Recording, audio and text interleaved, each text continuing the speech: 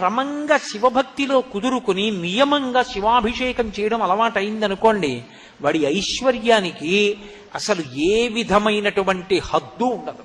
అసలు ఐశ్వర్యం అన్న మాటకు అర్థం ఏమిటో తెలుసా? తృప్తి. తృప్తిని మించిన ఐశ్వర్యం లేదు. ఎంత ఉన్నా ఏదో లేదన్నవాడు దరిద్రుడేగా, ఏమీ లేకపోయినా నాకేం లేదన్నవాడు ఐశ్వర్యవంతుడేగా. కాబట్టి నా దృష్టిలో పరమైశ్వర్యవంతుడు ఎవరు అంటే గొప్ప తృప్తి కలిగినవాడు. అంటే నేను కాదా ఆ మాట అన్నాం, శంకర భగవత్పాదులు అన్నారు ఆ మాట.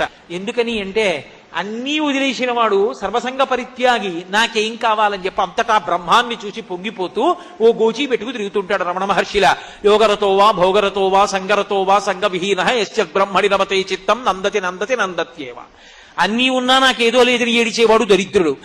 ఏమీ లేకపోయినా గోచీ పెట్టుకుని నాకేం లేదని అంతటా బ్రహ్మాన్ని చూసి పొంగిపోయేవాడు ఐశ్వర్యవంతుడు. అది ఇవ్వగలిగిన వాడు పరమశివుడు.